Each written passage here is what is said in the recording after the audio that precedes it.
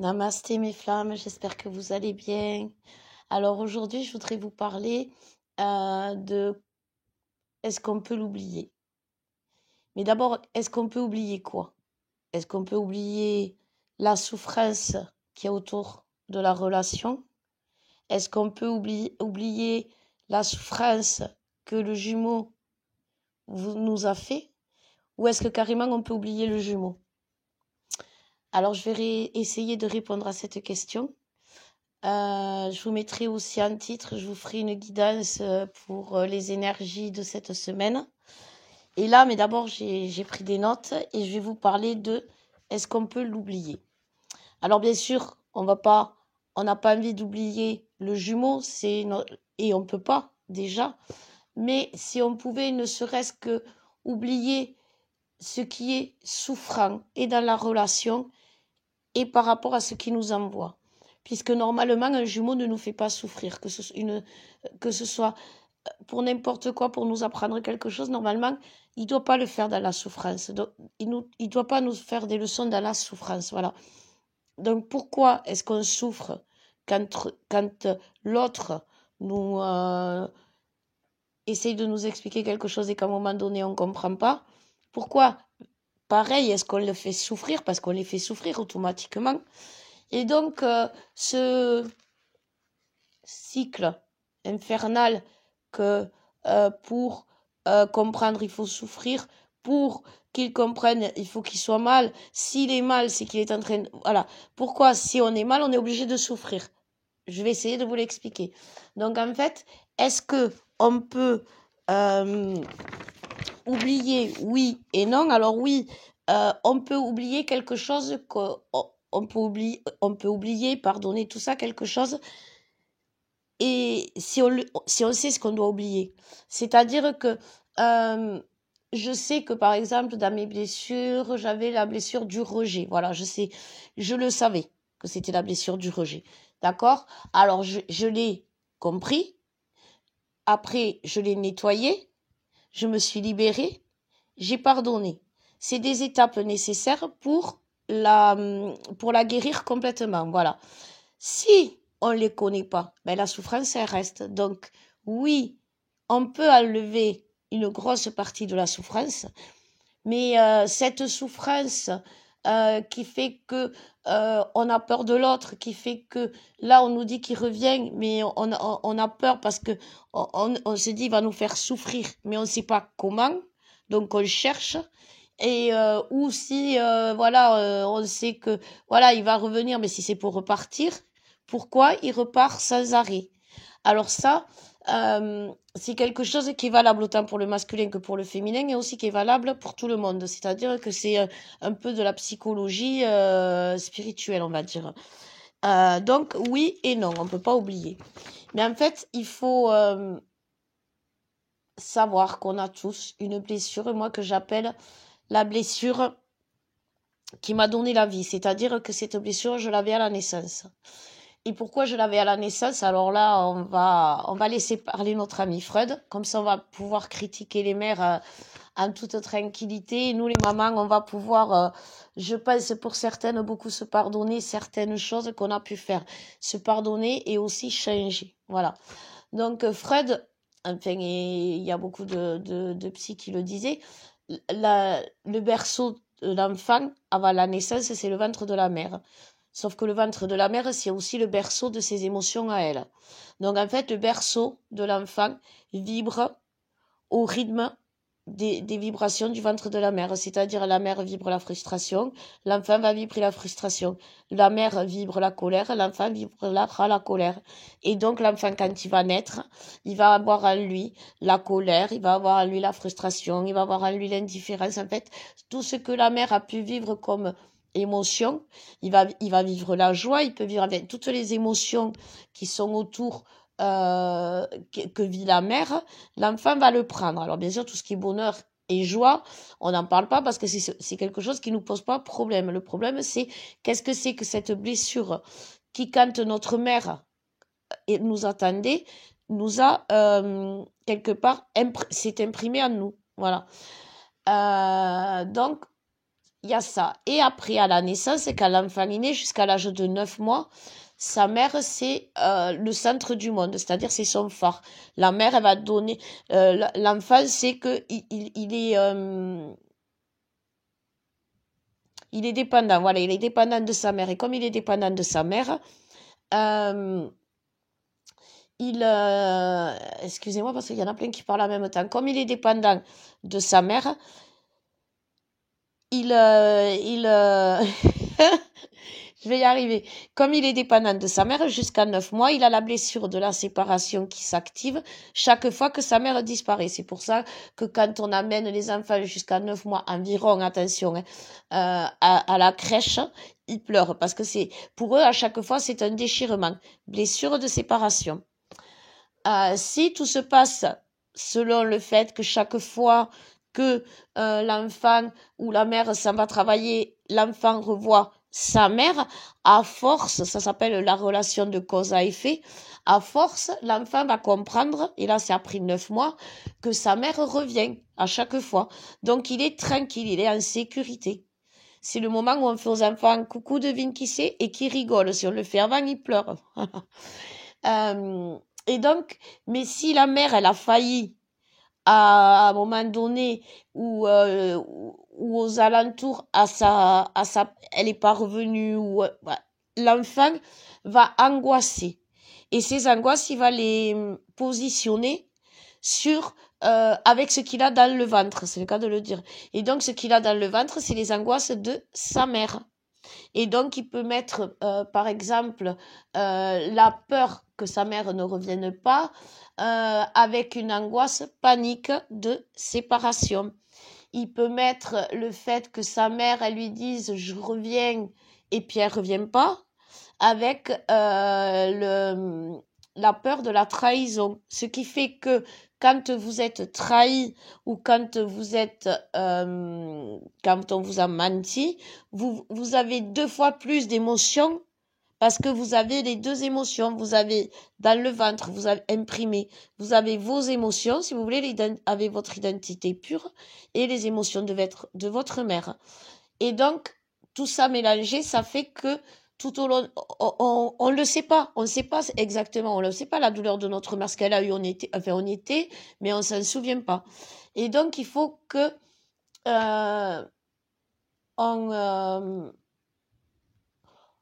pour le savoir, voilà, c'est ça. Pour le savoir, il suffit de voir quel enfant vous étiez. Donc, en fait, quel enfant vous étiez, c'est tout simple. Il n'y en a pas 36. Il y en a, enfin, il y en a pas 36. Il y en a 3 qui sont chez les flammes jumelles prédominants. Vous pouvez être les 3, c'est-à-dire que vous pouvez passer d'un enfant à l'autre, ou vous pouvez, si vous voulez, être un seul des 3 que je vais vous citer. Quoi qu'il en soit, Freud disait que la mère, justement, transmet ses névroses et ses psychoses à l'enfant. Quand on est flamme jumelle, souvent on a une mère qui a des psychoses et qui nous les transmet. La différence entre une névrose et une psychose, c'est dire je sais que je suis malade, c'est la névrose, je sais que je suis pas malade, c'est la psychose.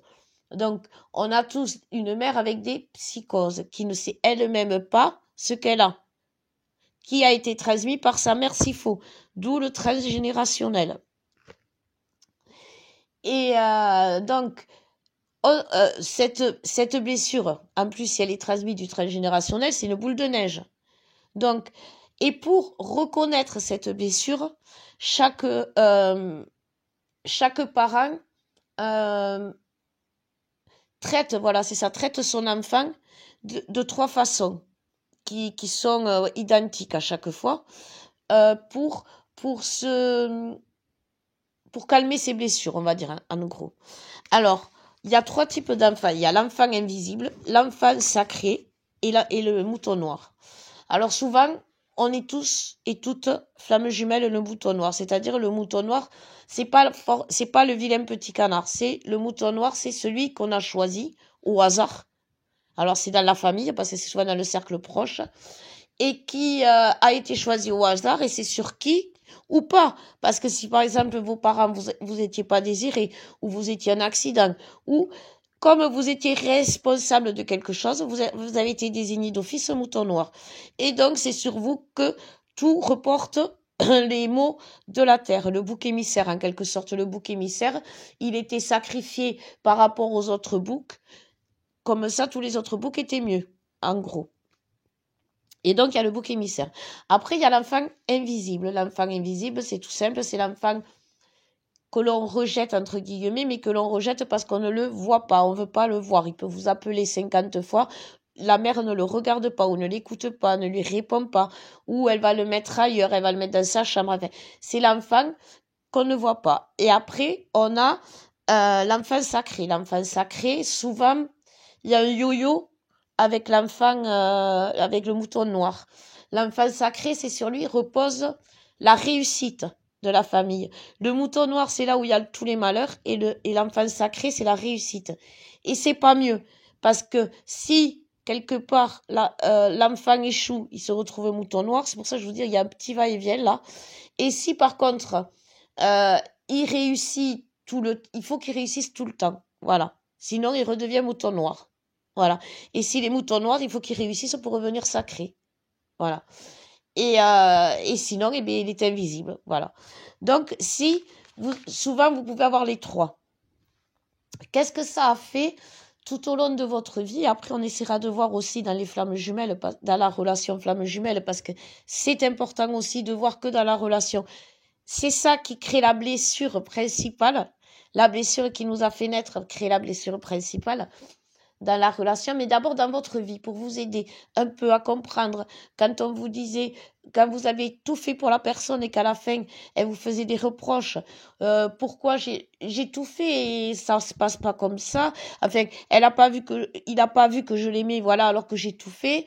Je sais pas ce que j'ai fait, je mérite pas ça. Si vous vous dites ça, c'est que vous avez une blessure que vous ne connaissez pas. Alors oui, je suis en train de faire un soin justement sur l'enfant intérieur parce que quand je fais ce soin de l'enfant intérieur, si vous de la guérison de l'enfant intérieur, bien sûr, c'est pour le guérir, hein, c'est pas pour l'assommer, le pauvre. Il en a déjà assez. Mais c'est vrai. C'est pour lui, si vous voulez, vous allez lui parler, bien sûr, mais en même temps, surtout, je vais donner des âges. Et ces âges, vous allez voir que c'est récurrent. C'est à ce moment-là, par exemple, pour moi, à chaque fois, ma mère, elle m'arrachait d'un endroit. Vous voyez, où j'étais bien, à chaque fois, elle m'arrachait. Et c'était à ces âges-là. Et en fait, aussi, la blessure qui vous a vu naître, quelque part, vous la connaissez, mais vous l'avez mal identifiée. Vous lui avez pas donné. C'est comme si quand on vous dit, donnez-moi votre carte d'identité, vous donnez le permis de conduire. C'est la même chose, c'est vous dessus, mais c'est pas la même chose. C'est pas la même chose. Et donc là, si vous voulez, j'arrive à débloquer parce que la blessure, du moment que vous la conscientisez, qu'on vous fait blesser, qu'on vous a blessé, c'est pas de suite. Ça peut être par exemple 9 ans, 10 ans, jusqu'à ce que vous acceptiez qu'à un moment donné, cette personne, elle est là pour vous blesser. Et de ce moment-là où vous comprenez qu'on vous blesse et que vous acceptiez qu'à la fin, ben, ça sera toujours comme ça. Si vous voulez, vous avez eu des pics. Et ces pics, ils ont été plus ou moins puissants parce que normalement, une personne qui blesse, c'est tout le temps. Mais il y en a certains qui ont été traumatisants. Et c'est ça qui crée les blocages. Et moi, c'est ça dans le soin, voilà, que je vous propose. Donc, si vous le voulez, n'hésitez pas.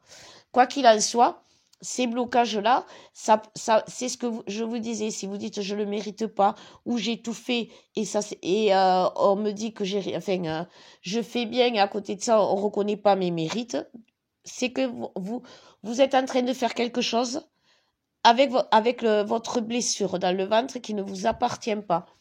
Alors par exemple, si votre mère est jalouse, vous pouvez être jalouse sans le vouloir, c'est-à-dire si vous dites moi je suis pas jalouse et à côté de ça être blessé chaque fois que quelqu'un vous trahit par exemple, vous trompe et à un moment donné il faut se positionner, je ne suis pas jalouse mais quand même si on me trompe je suis blessée. Mais je suis pas jalouse, c'est-à-dire que je vais pas fouiller dans le téléphone de mon chéri, je vais pas le suivre, c'est quelque chose que je sais pas faire. Mais par contre, si je vois qu'il me trompe, bien évidemment, je vais être blessée, mais c'est pas de la jalousie, c'est juste de la souffrance. Par contre, être tout le temps derrière lui en train de regarder ce qu'il fait ou fouiller dans son téléphone ou le surveiller alors que normalement je suis pas jalouse, c'est la souffrance de ma mère parce qu'elle était collée tout le temps à mon père. Voilà. J'espère que vous comprenez. L'enfant invisible, eh ben, vous pouvez tout simplement dire ben, vous pouvez vous habiller par exemple avec des faces avec par exemple avec du rose vif et personne va vous voir.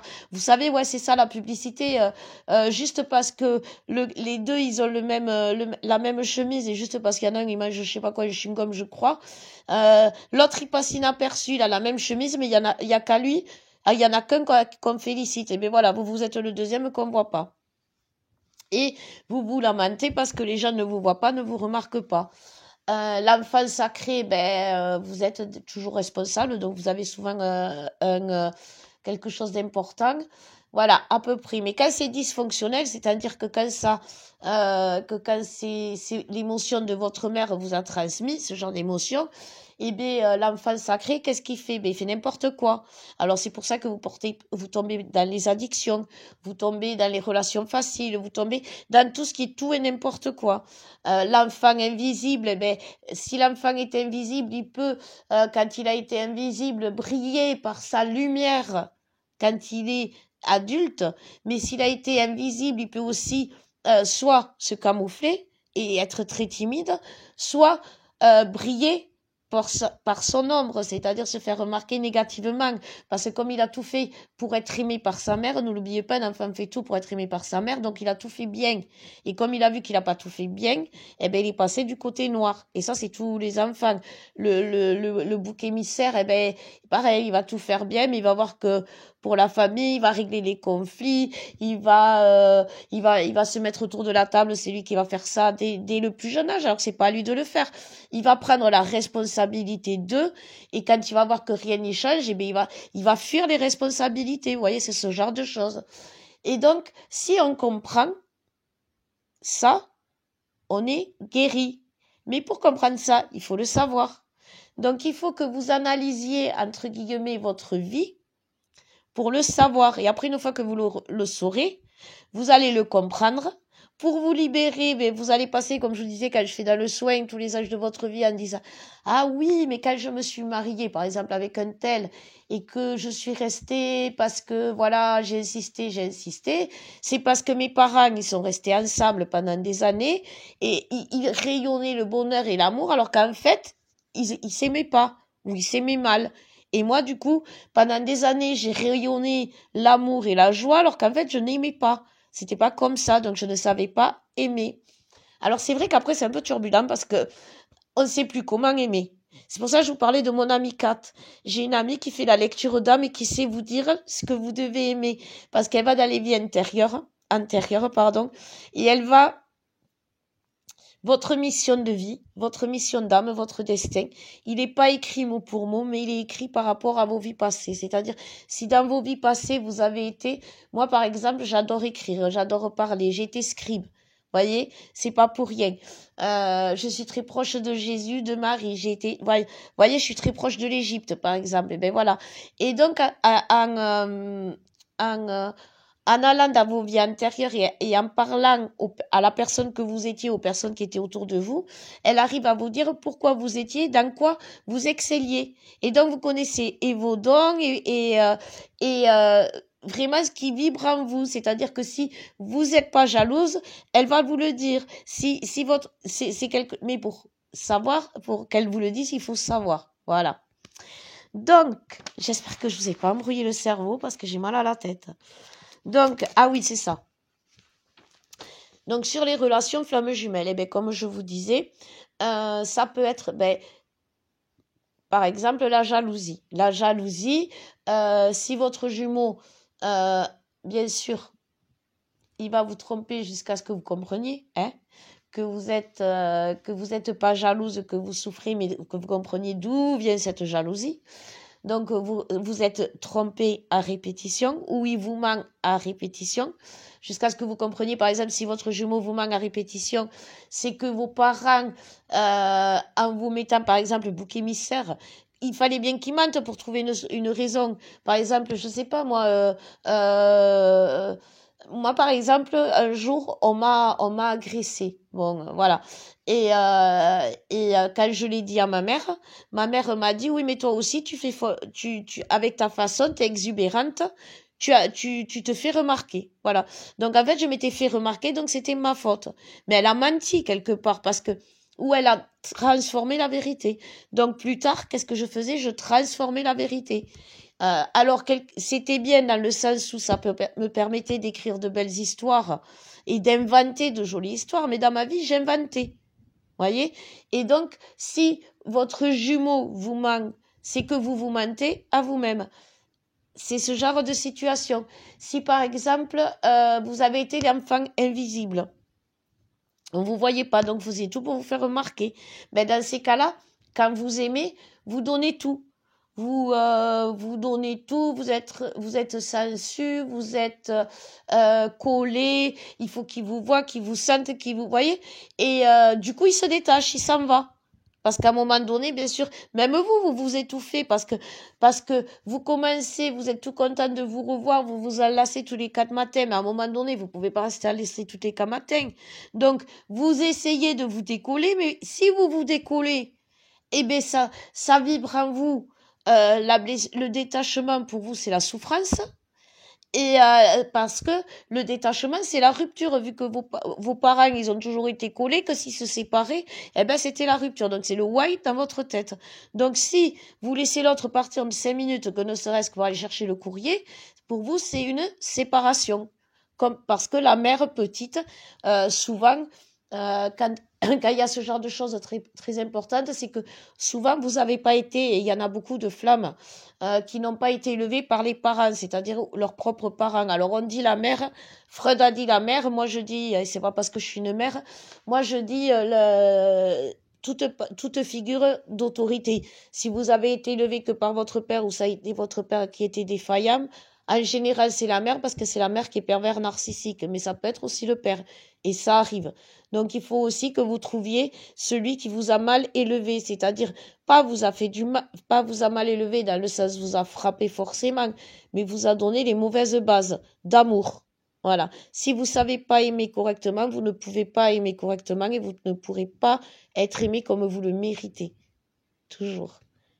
Voilà mes flammes. Donc si vous voulez, ben, vous me contactez hein, pour savoir c'est quoi la blessure de votre naissance.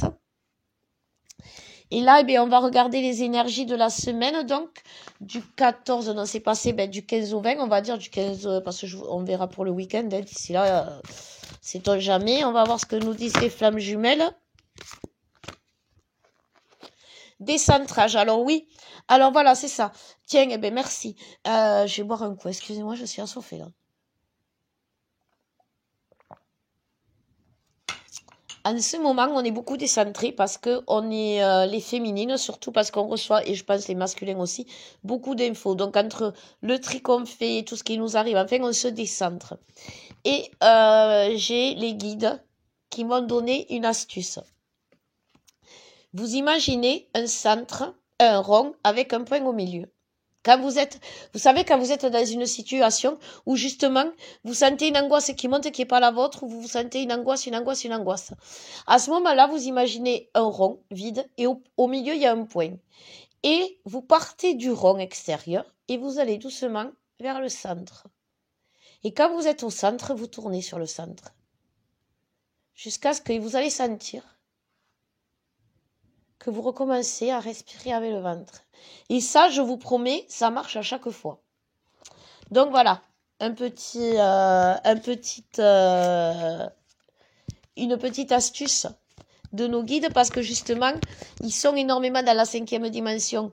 Ils nous parlent exactement dans la 5e dimension. Alors si, par exemple, vous êtes en train de faire les courses et que vous sentez une bouffée d'amour de votre jumeau qui arrive mais que c'est pas le moment, dites stop, voilà, juste, parce qu'il faut vous décentrer. Ou si vous n'y arrivez pas, imaginez le petit point. Vous voyez, c'est important. Le masculin finit de, enfin, votre divin, votre autre finit de guérir ses blessures. Il est vraiment en train, il est dans la culpabilité, là, parce que c'est comme ça qu'il va les guérir. C'est en voyant le mal qui s'est fait, le mal qu'il a fait, le mal qu'il a fait à sa route, le mal qu'il a fait aux autres, et surtout à sa féminine qui va réaliser. C'est un karma, il est en train de régler. Si vous voulez, c'est souvent le karma du père qui s'est justement retrouvé dans une situation parfois avec la mère où il était en position de faiblesse. Et donc souvent le masculin a dit, moi jamais plus dans ma vie je vivrai ça. Jamais plus dans ma vie. Vous voyez, je parle à la place le masculin a dit, moi je ne vivrai pas ça comme mon père.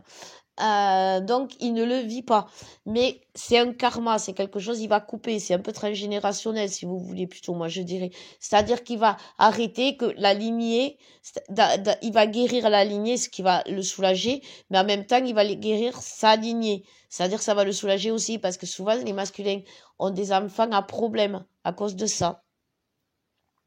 Voilà, ils sont en train de compenser parce qu'en fait, ils sont en train de... moi, j'ai envie de dire la compassion, c'est ça. Ils sont en train comment dire, au lieu de se détester comme ils l'ont fait, et c'est pour ça qu'ils fuyaient, parce que quelque part, ils se disaient, mais qu'est-ce qu'elle fait avec moi? Elle peut pas.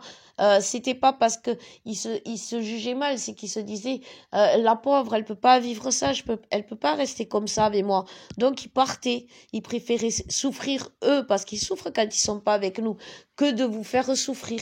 Et si vous voulez, là, ils ont de la compassion pour eux parce qu'ils comprennent, comme nous, que s'ils nous ont fait souffrir, quelque part, ça nous a aidés, mais ça les a aidés. Toute souffrance n'est pas vaine. Ça n'amène pas à la fin. Ça amène aussi des fois à la renaissance. Et bon, voilà, c'est ce que je vous disais. Ils viennent nous visiter. Hein, donc, s'ils viennent à l'improviste, vous avez les droits de le mettre dehors si c'est pas le moment. Gentiment. Et ils sont en plein changement. C'est super sympa. Et nous, donc, les féminines, nous, qu'est-ce qu'on fait? C'est on a réveillé leurs blessures en mettant les limites. C'est-à-dire que souvent, ces enfants-là, ces masculins-là, enfants, n'avaient pas de limites. C'est souvent que ils avaient tout. Ils avaient tout sans limite. Alors, peut-être pas tout, mais ils avaient quelque chose sans limite. Ils pouvaient avoir l'argent, tout était illimité. Ils étaient blindés de thunes. Ils pouvaient avoir de violence, mais c'était illimité. C'était pas de la petite violence. Tout était violence. Même l'amour qu'on donnait, c'était violent. Le mensonge, tout était mensonge, même dans l'amour, justement, puisqu'on n'aimait pas, on mentait. Voilà. Et c'est ça que a compris la féminine, et c'est de ça qu'elle va se protéger dorénavant dans sa vie. Elle va comprendre. Donc, allez, on va voir. Mais on me dit vraiment qu'on est décentré, donc il faut vraiment se recentrer parce que là-haut, ils me disent que comme là, on va descendre pour que, comme les réunions sont en train de se faire, il faut avoir les pieds sur terre. Et si on n'a pas les pieds sur terre, si on est décentré, ça peut pas se faire. Donc, il faut vraiment être centré. Voilà, c'est ce qu'ils me disent. Alors, de quoi on nous parle? Vous voyez, de réconciliation. C'est important et c'est bien. Hein. Et ce travail, c'est quelque chose qu'on a fait depuis cet automne. Vous voyez, c'est quelque chose qui s'est fait doucement mais gentiment. On a récolté. La récolte, c'est quelque chose, on va mettre des graines. C'est pas le lendemain que ça a poussé. Voilà, c'était le temps. C'était le temps parce que c'était quelque chose, il fallait qu'on comprenne. Il fallait qu'on comprenne tout ce qui s'est passé dans nos vies passées, justement, pour pardonner, parce que si on ne sait pas, on peut pas. C'est ce que je vous disais. Pour la réunion, ce qui est vachement importante, pour libérer cette magie, parce que comprendre, je vous promets, c'est ça qu'elle a fait, Kat, mon amie. Et c'est pour ça, si vous voulez, je vous donnerai ses coordonnées, contactez-moi. C'est pour ça que je vous dis, quand vous... comment ça s'appelle? Quand vous comprenez, c'est magique. Voilà, c'est ça. Vous comprenez. Quand vous savez laquelle c'est de votre blessure qui vous a vu naître, c'est magique parce que tout c'est clair. Voilà. Donc moi, je vous donne le moyen de le savoir et elle vous donne en allant voir cet enfant qui a été blessé, le moyen de le guérir. Et moi, en même temps, je vous enlève tous les blocages, bien évidemment. J'aurais voulu vous faire l'oracle que je ne trouve pas. C'est pas grave, je vais vous faire celui-là. J'aurais voulu... Alors, celui-là, il est pas mal. Celui-là, il est bien. Je vais vous raconter une histoire pour finir.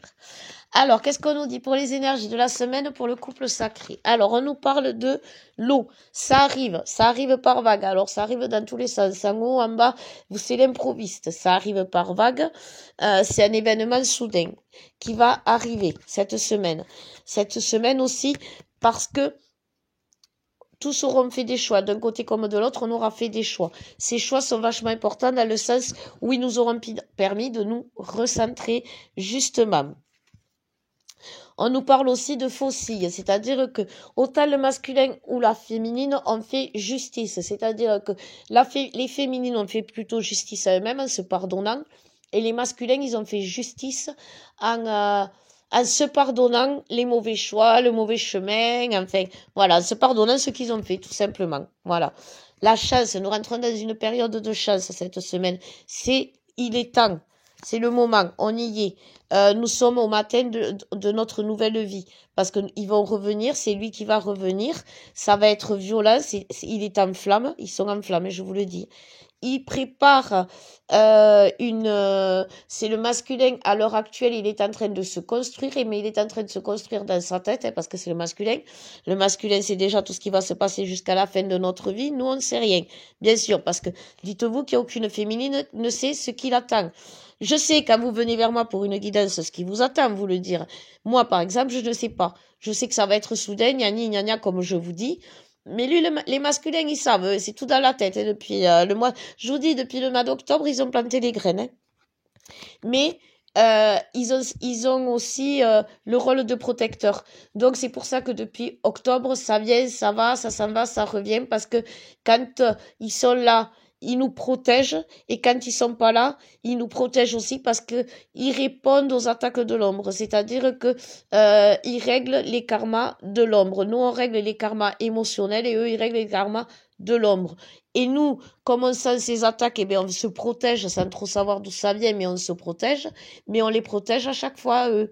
Parce qu'en se protégeant, en faisant les soins qu'on fait pour nous, automatiquement, ça les fait pour eux. Voilà. C'est toujours le même système. Il va ouvrir les yeux, le masculin, cette semaine. Mais il va pas ouvrir les yeux. Ça fait un moment qu'il a ouvert les yeux sur nos souffrances. Il va ouvrir les yeux sur le fait que malgré les souffrances, l'amour, il est toujours là. Voilà. Ça va le rassurer, ça va le mettre bien, notre masculin. Et ça va lui permettre de trouver la clé pour parler, pour dire ce qu'il veut vraiment. Parce que lui aussi, c'est pas ce qu'il veut.